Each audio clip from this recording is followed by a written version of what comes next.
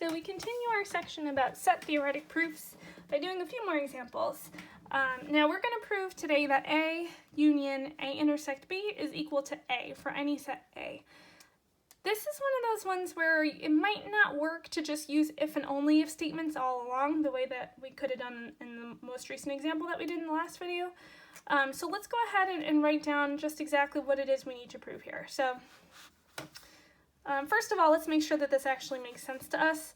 So if we have these two sets A and B, and we union together A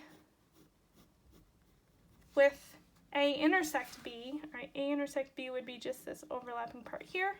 Well, we're unioning them together, and this part, A intersect B, is actually a subset of the larger set A, which means we're not really adding anything new here, and it looks like we just end up with A. All right, so this seems like it should make sense, but if it does make sense, then we should be able to prove it using definitions. Remember, to prove set equality, we have to prove that the first set is a subset of the second set, and vice versa, that the second set is a subset of the first set. Proof. We must show those two things. One, that A union A intersect B is a subset of A, and then two, that A is a subset of A union A intersect B. All right, so let's go ahead and try to do that. First, we're going to prove this first direction here. We prove that one set is a subset of another by letting X be an element of the first set, and then explaining why X is also an element of the second set. X be an element of A union A intersect B. We must show X is an element of A. All right, so what do we know? We know that it's an element of this union. So I'm going to use my definition of set union to break this up into two separate statements here. By the definition of union, this means that X is an element of A, or X is an element of A intersect B. Remember, we're trying to conclude that X is an element of A. So this looks promising. We have that X is an element of A, except this is an OR statement, remember. And for an OR statement to be true, we just need one part or the other to be true. So it's not necessarily, we can't necessarily conclude this right away. It could be that the second part is true and the first part's not. In theory, that could be the case. So when you have a statement like this, and you're trying to conclude something about that element X, then you really need to break this up into two cases. Either this first statement is true or the second statement is true, or of course potentially both. But we're going to deal with this in cases. So case one, that this first statement is true. In this case, there's nothing left for us to prove because this is exactly what we're trying to conclude, that X is an element of A. There is nothing to prove here as we wish to conclude that X is an element of A, and we've already done it in this case. All right, but what if we're actually in case two? What if it's the second statement that's true? So in the second case, X is an element of A intersect B. Now we have a little more work to do, because we're still trying to conclude X is an element of A. What we have now is that X is an element of A intersect B. Why does that mean that X is an element of A also? Well, just by the definition of set intersection. By the definition of set intersection, this means that X is an element of A and X is an element of B. It's an AND statement, so both of those things must be true, so we conclude that X is an element of A. In both of these cases, whether this part of the statement was true or this part was true, in both cases we were able to conclude exactly what we were looking for, that X is an element of A. So since in both cases we can conclude that X is an element of A, we know that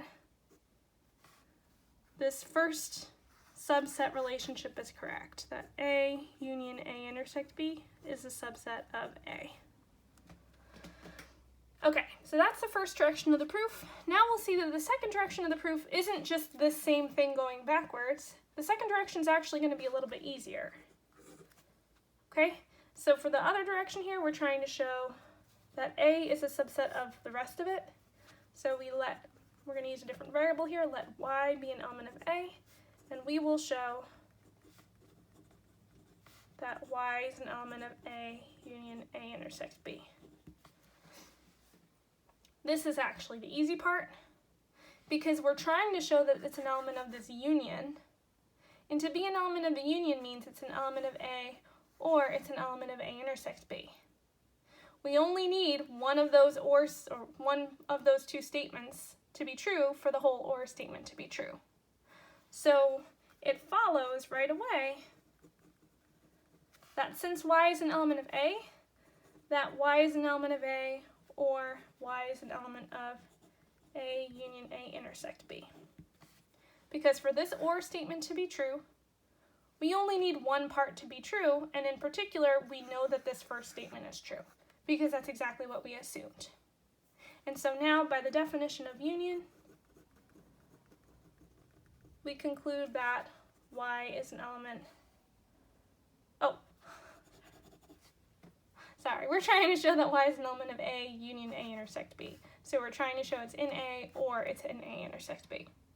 So because it's an A or A intersect B, that means it's an A union A intersect B, which is what we were trying to show, right? So you can see that this direction of the proof is a lot easier than the first direction, and just sort of using an if and only if argument throughout wouldn't really be helpful in this example, right? Thus, A is a subset of A union A intersect B, and now we can conclude that since each set is a subset of the other,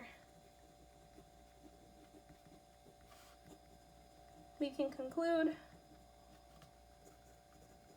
that they're equal, that A is equal to A union A intersect B. Okay, let's do another example together. Ooh, this one's a little different. Let A, B, and C be arbitrary sets. If A is a subset of B, then A union C is a subset of B union C. This isn't just a straightforward subset proof here. This is an if-then statement that we're trying to prove. Now remember how we prove if-then statements directly. To prove an if-then statement of the form if P then Q, we would need to assume the hypothesis P is true and then prove that Q is true.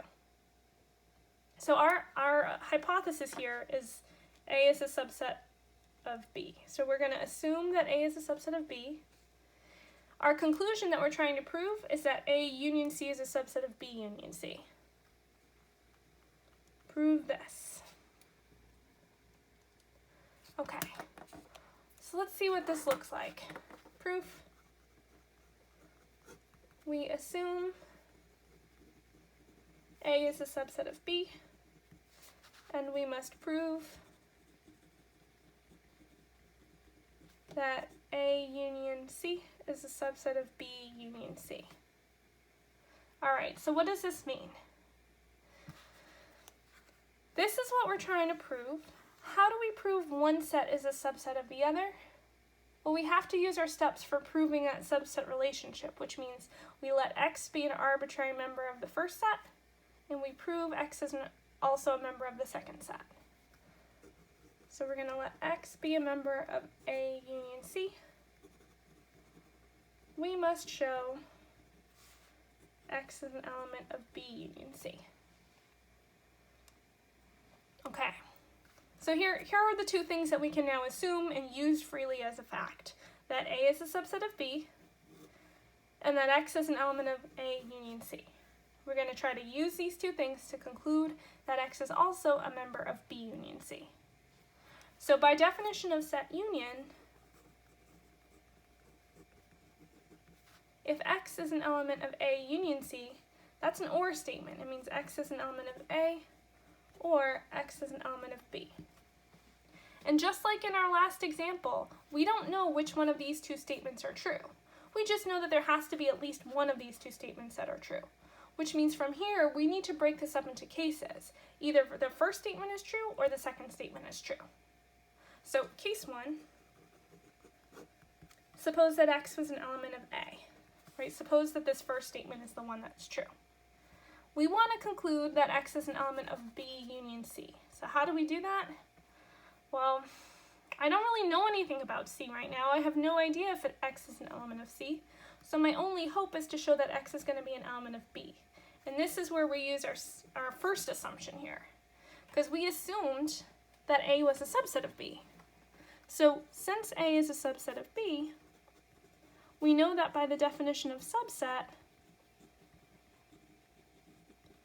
X must also be an element of B. Right? A is a subset of B. X is an element of the first set, therefore X must be an element of the second set. And this is good enough for us, because if X is an element of B, it follows that X is an element of B or X is an element of C. Because for an OR statement to be true, you just need one part to be true. And I know that X is an element of B. Now I can say by the definition of union that X is an element of B union C. Perfect. That's what I was trying to show. So case 1's done. We also have to consider case 2, right? If we go back, this is what we know, that X is in A or it's in B. So now we need to make sure that if X is in B, no, I messed this up here. Sorry, my bad. Let X be an element of A union C was what I started with. So by definition of set union, X was an element of A or X is an element of C, not B. Okay, glad I caught that now. All right, so my second case should really be X is an element of C. Okay, we're starting with X as an element of A union C. All right, we're trying to conclude that X is an element of B union C. Oh, there's no work to do here. Of course it's an element of the union of these two sets because it's an element of C, right? It follows right away that X is an element of B or X is an element of C, because for an OR statement to be true, we just need one part to be true, and we know that X is an element of C already. So now we can say by the definition of union, we have that X is in the union of B and C. Again, that's what we were trying to show, right? We're trying to conclude that X is an element of B union C. And in both of our cases, we were able to do that. So since in both cases, we concluded that X was an element of B union C,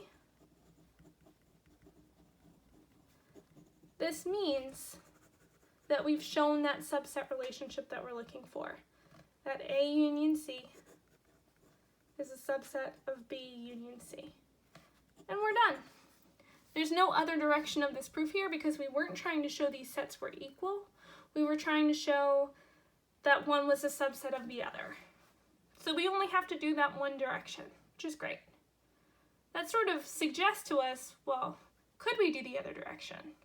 I'm sure everyone's thinking, couldn't I make this proof longer? Why not add a whole nother step to it? Well, let's think about it, can we? Can we conclude that B union C is going to be a subset of A union C? Is the converse true? Oh, I guess this is sort of a different thing here. So this time we're going to say that we're going to assume that A union C is a subset of B union C, and try to find out if that implies that A is a subset of B. So I'm actually going to stop this video. We're going to pick up in the next video and answer this question and go over some of these set theoretic properties that are going to be important.